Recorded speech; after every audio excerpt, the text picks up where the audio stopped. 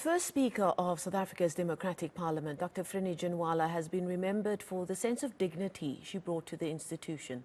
She's also been praised for a role in the fight against apartheid. To get more reaction on her life, I'm now joined by former Speaker of the National Assembly, Gwen Mahlangu-Nkabinde, who joins us virtually from Pretoria. Thank you so much for joining us this afternoon. Allow me to extend our condolences to you and your peers for the loss of I suppose in the parliamentary sense and within the ANC, a mentor to so many, because such was some of the many roles that Frene Ginwala played in a life both inside and outside of the party. Your thoughts when you received the news of her passing?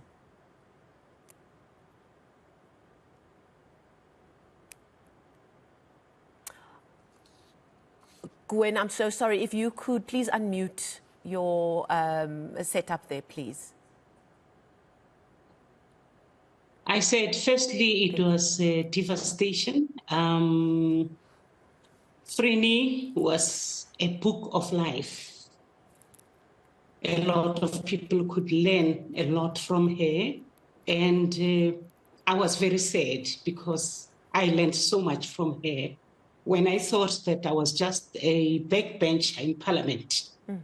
She gave me roles internationally. I mean, when I was asked to serve as a chairperson of all the women parliaments of the world at the Interparliamentary Union, I could not believe that Frene Ginwala would have so much confidence in me. But she said to me, I know that you can do this role, get into it.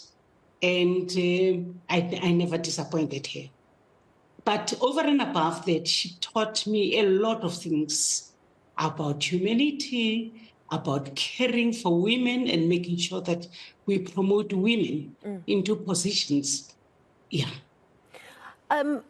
There's obviously a lot being spoken about the impact of Frene Ginwala, and there's a golden thread that people keep speaking about how she upheld justice for all, but especially the empowerment of women, and you just gave us a sense of that. But one must remember that it was all of that happening during a time of so much change, of so many firsts. The first democratic parliament in South Africa. She would have been the first woman in that position. And she was looked up to, not just by those within her own party, but also in all of the other parties that took up positions there. Can you share with us some of her interactions across party lines that have stuck with you over the years? You know, I traveled with her to Switzerland, and she was leading the South African delegation of parliamentarians. And I think I was just about 3-4 years in Parliament. I never thought that I could get an international position. So I was approached by some members of parliaments from other countries and said, we have appointed you. We have nominated your name for this position. I said, oh, let me first go to Frene, because Frene is a very strict person and she will tell me whether this is the right thing to do or not. So I went. As I was going towards her room at that hotel, she was also coming towards my room. And she said to me, if your answer is going to be no, I'll be against that answer. If people from so many parliaments can have confidence in you or in South Africa, please take that position. And I can never forget her coming up towards my room, limping.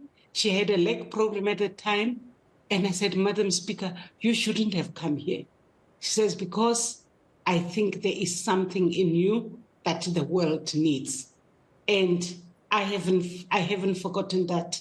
Every time I think about her, I think about the many members of Parliament that are the former members that are at home who could help so much with so many things. And that's the last meeting that I wanted to have with Frene, to say, what do we do? In other countries, these people are a resource and they are being used.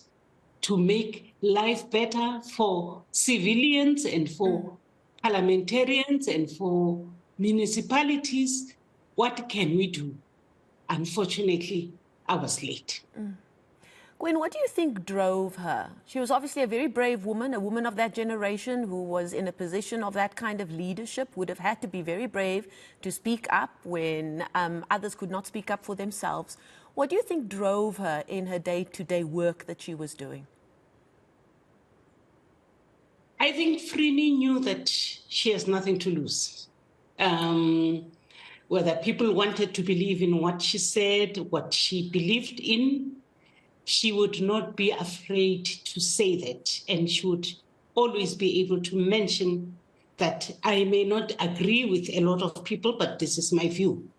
And she believed in her views, and that is what has actually strengthened some of us to say, tell the truth, no matter how people appreciate it or not, but be there and make sure that we are the voice of reason.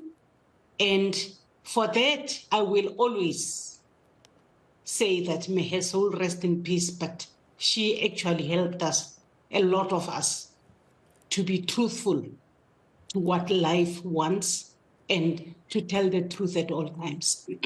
Her death comes at a time where you can't but help to compare the various generations of leadership that we've seen in government in our party.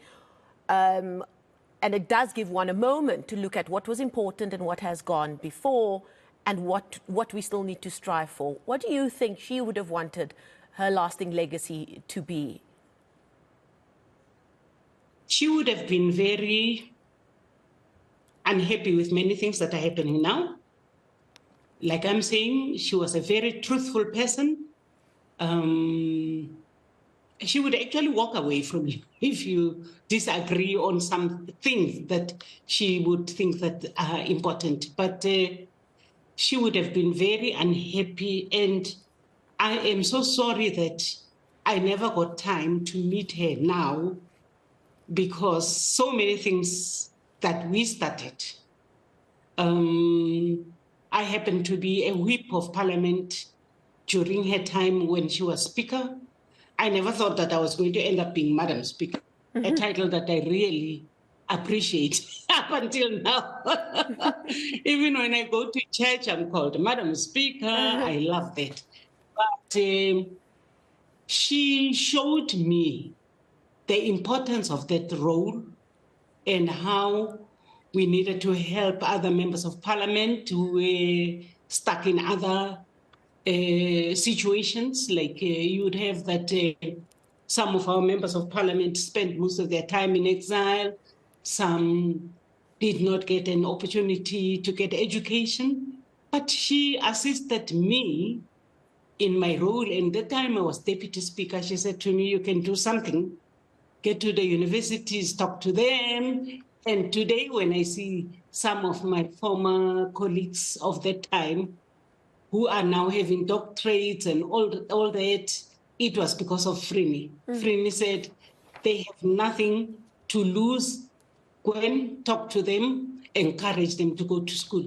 We spoke to Rhodes University, we spoke to Cape Town University, we spoke to a number of universities, Pretoria, UNISA, and the professors just warmed up in saying that, I still remember I had a slogan that if you don't help us, we are going to pass laws that are inferior.